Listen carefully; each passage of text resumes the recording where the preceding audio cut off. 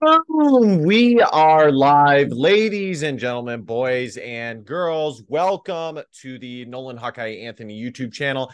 And I thank all of you for being here wherever you may be. And of course, however you may be listening. Well, folks, it is here. The season is pretty much upon us. It's right around the corner. It's very interesting. I commented about this in one of my recent videos and said that as you get older, the seasons kind of come by quicker and quicker, and that's a good thing and a bad thing. Of course, time getting quicker is not necessarily the best as a whole, but it's always good when the football season rolls around. And with that comes my season overview for the Iowa Hawkeyes and my prediction for their season. Now, before this, I was actually going to wait a little bit longer, but of course, due to my schedule, I don't really know what might come up and kind of derail making this video. There are still some positional previews that I would like to do, so be on the lookout for that. I will definitely be doing one, maybe two more. Hopefully I can get around to all of them, but at the very least, I'm going to try and do one or two more. Thus far, I've done quarterbacks, wide receivers, and the running backs.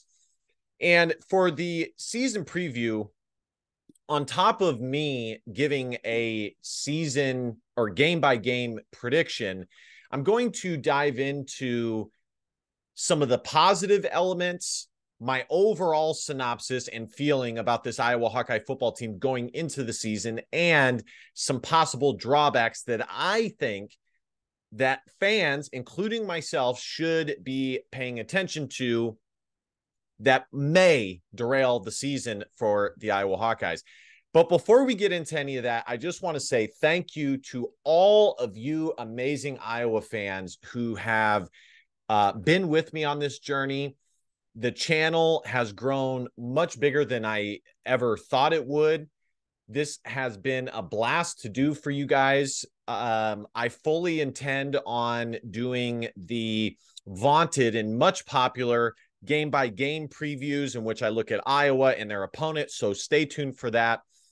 But I just wanted to say thank you to all you guys, because the channel has definitely gotten to a place that I did not expect fully. Not that I didn't think it could get there, but you just never know. And I think it is very important to be gracious and really say your thank you to your supporters. With that said, so thank you, Iowa fans. You are the best in the world.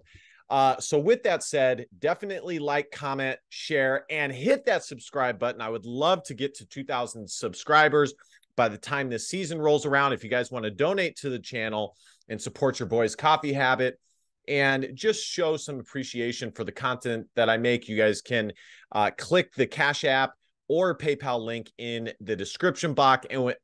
And without further ado, let's get into this.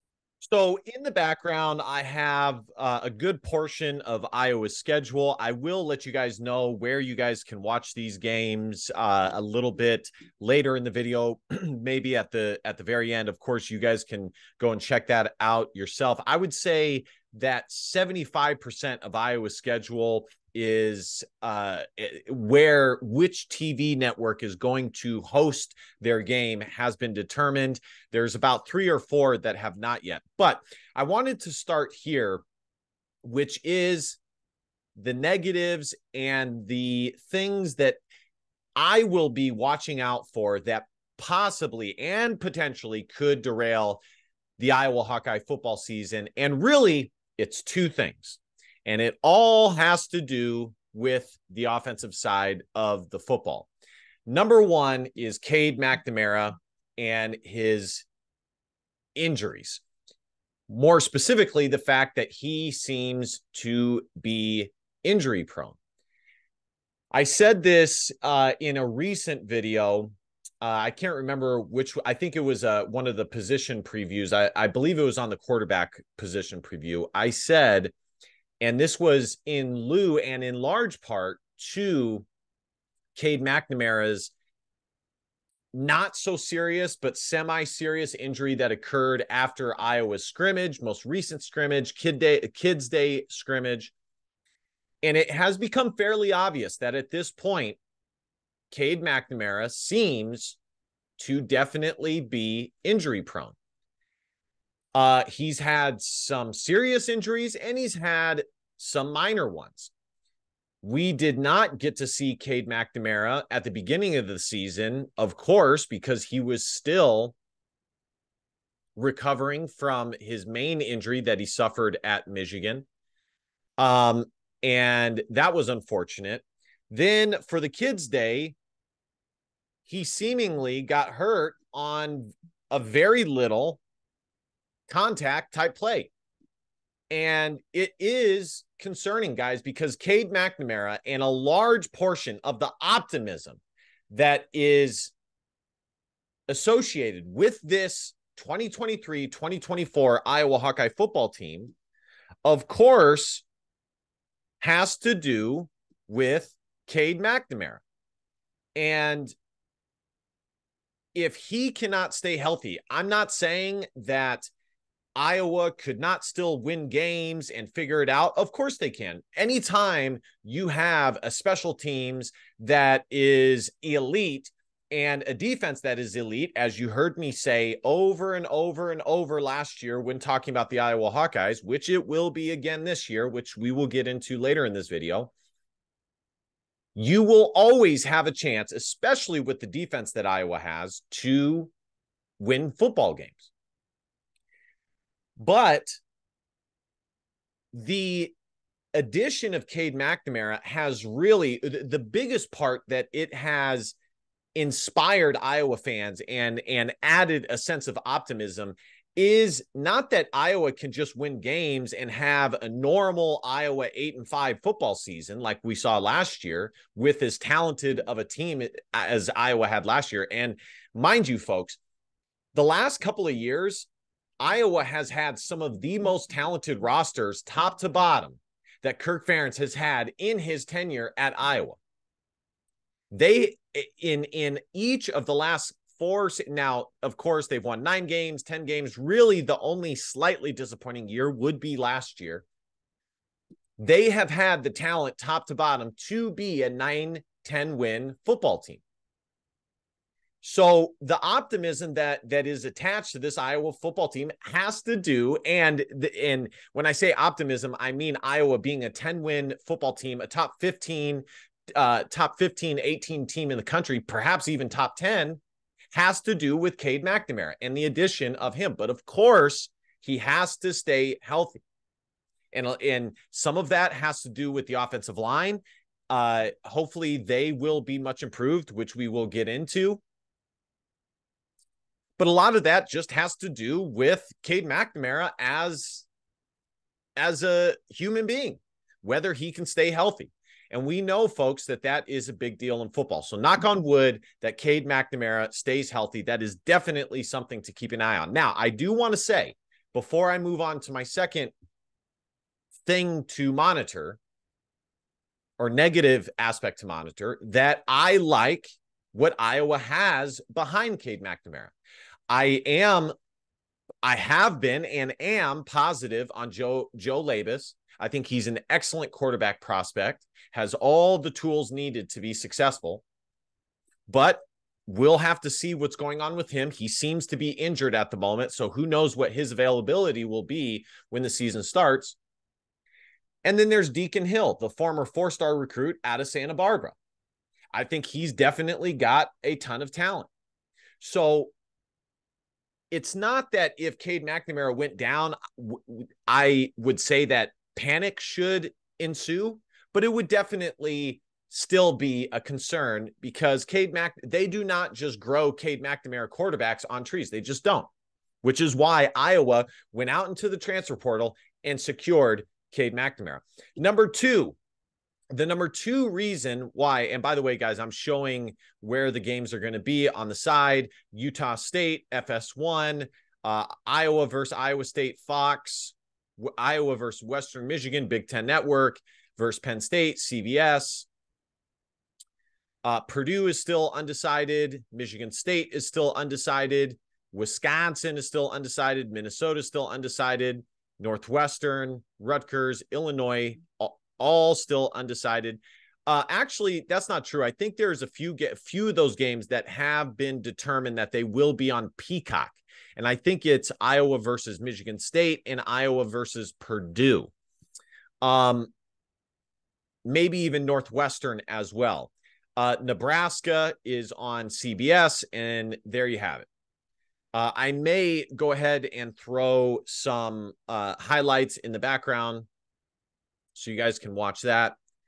The second thing that you guys as Iowa fans need to monitor, and something that may derail this Iowa Hawkeye football season, is Brian Ferentz. Will Brian Ferentz finally be the offensive coordinator that many of us have been hoping, and certainly some of us have been saying that he can be? I myself have certainly not been the biggest Brian Ferentz fan, but I think I've been very fair about him. I think that I have, and I've gone out of my way to be fair about him.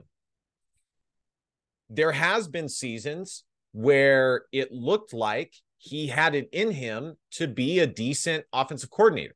You know, we saw the performance that Iowa had against Ohio State with Nate Stanley as quarterback. We saw what they did against USC. We saw what they did against Kentucky in the 9 or 10 win season a few years back. There has been bright spots from Brian Ferentz and the Iowa Hawkeye offense that a lot of us kind of hold on to and say, well, what about that? What about that? Remember that? Remember when that happened? But the bottom line is the last 2 years have been abysmal. They have been so bad that Iowa has been a laughingstock of NCAA football. And it's really quite shocking that and it's a testament to the Iowa football program as a whole that they were able to secure the additions of Cade McNamara, Caleb Brown, Eric All, Seth Anderson, and individuals like that, Rusty Feth. Now, it's not really surprising that Iowa was able to get offensive linemen. Iowa is an offensive line factory. But will Brian Ferentz finally take this Iowa offense to where it's capable of being? And I, for one, never, ever, ever gave Brian Ferentz the excuse that some fans would, which is that he simply does not have the talent on offense to get the job done. Well, number one, whose fault is that if Brian Ferentz is the offensive coordinator? But number two, it's simply not true. And I've showed you guys the type of talent Iowa has been recruiting specifically at the wide receiver and running back position. They have, especially at wide receiver, I think most Iowa fans would be stunned to learn that Iowa has gained, especially in the last 4 or 5 years, Iowa has secured the commitments of multiple 4-star wide receivers and multiple high 3-star guys with regional offers all over the country. All over the country. The excuse simply is not there. The one excuse that I do think is somewhat valid would be the lack of a quarterback. And at this point, and I would say finally, Brian Ferentz, it seems, has gone away and done away with the idea of a prototypical pro-style quarterback that just sits back there and game manages and cannot scramble and run at all. The current quarterbacks and the recent quarterbacks that Iowa has recruited have all had the ability to escape the pocket, and that includes Cade McNamara. So, but the reason why I put this as a concern is because not just with Brian Ferentz, but with Kirk Ferentz as well, it is something to monitor whether Iowa is even capable of change at the offensive position. Or on the offensive side of the football, offensive position. So we will see how that looks. Week 1, we will see what Iowa has been using as far as the talent, and not saying that the talent is there, that is all gone. Iowa has the talent. They have 2 all Big Ten caliber tight ends. They have the highest rated wide receiver that they have ever gotten in Caleb Brown. They have Seth Anderson, who was an offensive player of the year in the small conference Division I football program he was at. I believe it was Charleston Southern. Iowa has wide receivers that they've recruited that are solid. The offensive line should be better. They picked up offensive line targets in the portal, plus in the transfer portal. Plus, they have guys that should just be better with a year's growth, years worth of maturation. Iowa finally has a running back that they can legitimately say is a workhorse running back that potentially could be one of the best running backs in the entire Big Ten. And on top of that, they have a veteran running back in LaShawn Williams, things like that. There is just no excuse at this point. So again, that will be something to monitor. I am cautiously optimistic about the Iowa Hawkeye offense, and I would advise you guys to be as well. I don't want you guys, I don't want you guys to get you guys all fired up and then ultimately you guys are disappointed, because let me tell you guys something. It is certainly possible that Brian Ferentz and this Iowa offense, including Kirk Ferentz, does not change a lick. It is certainly possible. I hate to say it, but it just is. Now, moving on here, before I get to my game by game predictions, overall, how I feel about this Iowa team is very, very good. I think that this is the most, and I've said that for a couple of years now, and I don't think I've been wrong. If you look at the NFL draft and what Iowa has been able to send to the draft and who gets drafted, Iowa has talent on the roster. But I think that top to bottom, yet again, this is a roster full of talent. Defense, offense, special teams, everywhere. And what really makes me optimistic about this team is that Iowa's special teams and their defense should be elite. Again, now the defense definitely, there's they need to build some depth on the back end. And, we'll see what type of growth Xavier Wampa has made. But overall, there's experience and there's talent at every phase of the football. And where it matters the most, and, the linebacker position is definitely one to watch. But ultimately, Iowa went into the transfer portal, got Nick Jackson, and took care of it. He's got a ton of talent. We know Jay Higgins is a good linebacker. But where it matters most is the defensive line, and Iowa is loaded. I think that this defensive line unit will be better than even last year's was. And last year's defensive line was elite. Now, sadly, it looks like Iowa will be without the services of 2-year starting defensive tackle Noah Shannon. But ultimately, there's only so many snaps that can go around anyways. And really what it hurts is the Iowa defensive line depth. So Iowa will have to find another body that they feel good about and putting them in there. But as far as who gets the starting nod, I feel, whether it's Aaron Graves, whether it's Yahya Black, whoever it is, I feel very strongly about. Iowa has a ton of edge rushers that are more than capable. The talent is absolutely there. Iowa's defensive line is definitely top 5 in the Big Ten. If you look at Iowa's defensive group and their special teams at every single major phase, kicker, top 5, if not top 3. Defensive line, top 5. You could definitely make the case of top 3. Linebacker, I think that's the one that they may just be outside the top 5, but I feel confident taking a leap and saying they're top 5, especially with Seth Wallace as their linebacker coach and with Nick Jackson coming in. The secondary, top 5 in the Big Ten. In fact, some of these position groups are top 10 nationally. So very, very optimistic about this Iowa Hawkeye football team. I have not been this optimistic in a long time. I think that every position group is essentially taken care of. And I think that there's a lot of people on the outside that are warming to this Iowa team, because when you really take a second to look at the pieces Iowa has, you can't help but be very, very impressed. All right, guys, the moment you have been waiting for, the predictions for the Iowa Hawkeye football season. Now, before I make my predictions, I do just want to say, normally I've done a pretty good job with this. Normally I have a pretty good sentiment of how talented the Iowa Hawkeye roster is. And usually that is what I base my predictions off of, is how talented the Iowa Hawkeye roster is versus the other team's roster.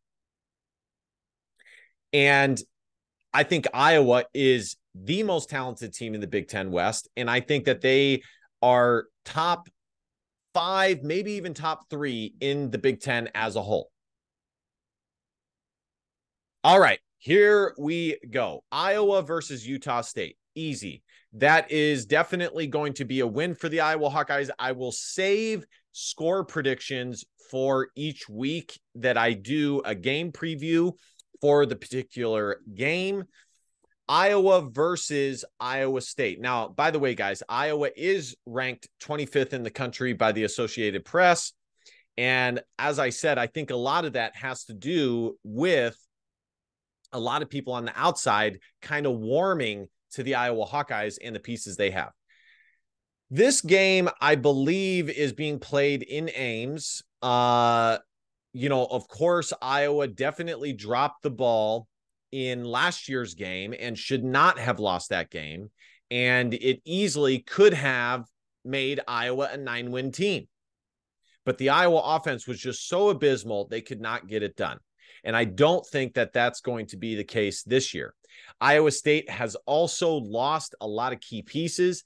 Iowa State has been far more impacted by the gambling investigation than the University of Iowa has. Iowa State has lost their starting quarterback and other major pieces on their roster. Now, on the flip side, you could say that it is somewhat of a positive that Iowa State has a quarterback that Iowa does not have a ton of tape on and is not as familiar with. I would be open to that argument if it wasn't for Iowa defense being what it is. I believe Iowa will win this game, and I actually feel very confident about that pick, and I am not really that concerned with Iowa and Iowa State this year. Now, of course, it's college and this is a rivalry game, and Iowa usually tends to make it closer than it needs to be, and all of that is certainly possible.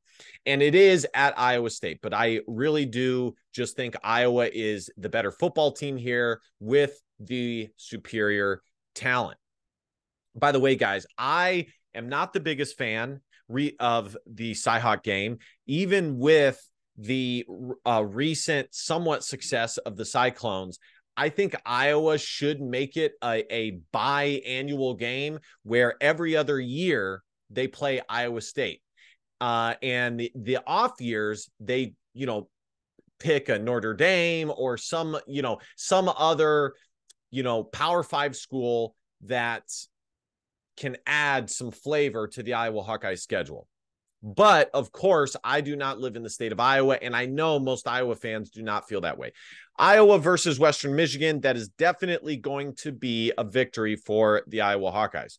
Moving on here, Iowa versus Penn State. This will be the second true test of the Iowa Hawkeye football season, and it is on the road in Happy Valley. I really do believe that Iowa has the pieces to win this game. And I believe that it is certainly possible. Nittany Lion Wire projects comfortable win over Iowa football. And I don't think that Penn State should feel as comfortable about this game. I am going to lean towards a loss just because it's on the road and it's so early in the season. But I really do just want to hammer home, guys, that I would not be surprised in the least if Iowa were to win this football game, because I think the talent is right up there with Penn State. All right, guys, moving on. Iowa versus Michigan State. I think that this will be a win for the Iowa Hawkeyes. No problem. They rebound at home against Michigan State. Michigan State is reeling. They lost a lot of key pieces in the offseason, and I think Iowa wins this game pretty easily. And you guys know that I have never been on the Mel Tucker bandwagon, even when he had a season of success. I said, hold on, folks. Never forget how he did at Colorado, a school where he was able to recruit equally, if not better, than what he was able to recruit at Michigan State. Iowa versus Purdue. I think Iowa wins this game, no problem. There's a new head coach at Purdue, more defensive minded. And really what gave Iowa problems was the Purdue offense, which is no longer there. It's year one for Purdue. The talent is just not the same. And I think Iowa wins this game, especially with it being at home. I think Iowa takes care of business pretty easily against the Purdue Boilermakers. Now, you never know. We'll see how good of a head coach he is and how on track he can get the Boilermakers on defense, but I feel very good about that game. Iowa versus Wisconsin. A lot of people in Big Ten country kind of react the same way to Wisconsin that they do to Ohio State. And they are definitely, I think Wisconsin is one of those schools that people are way overly biased towards. To me, this will be the determining. There's two games on the Iowa schedule that will be the determining games of the Iowa season. And it's the two back-to-back. It's Iowa versus Wisconsin and Iowa versus Minnesota. If this was a game at Kinnick, I would easily pick the Iowa Hawkeyes, as I don't think Wisconsin is nearly as good as a lot of the media believes they are. And I don't think Luke Fickell is going to have the instant success that a lot of people think he's going to have. In fact, I'm actually stunned. Well, I'm not, due to the biasness of the Wisconsin media, but just internally, I am somewhat stunned that Wisconsin is even ranked at all. I think Iowa wins this game, and I'm picking the Iowa Hawkeyes, even though it's on the road, but it will certainly be a big game for the Iowa Hawkeyes. Iowa versus Minnesota. I think Minnesota is going to challenge Iowa more than Wisconsin will this season. But ultimately, I don't think Minnesota, especially with it being at home and it being such an important game, I don't believe Minnesota will be able to change the status quo of Iowa defeating them. At this point, I think Minnesota is in their heads about losing to Iowa. I think, as I said, Minnesota will be the premier challenge to Iowa in the Big Ten West. But of course, I am going with the Iowa Hawkeyes. Iowa versus Northwestern. Northwestern is absolutely reeling. They lost their coach, Pat Fitzgerald. I'm going with the Iowa Hawkeyes. Although it is on the road, I think Iowa wins comfortably.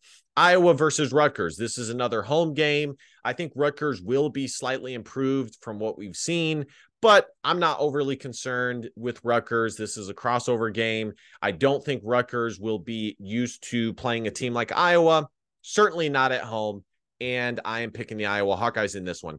Iowa versus Illinois.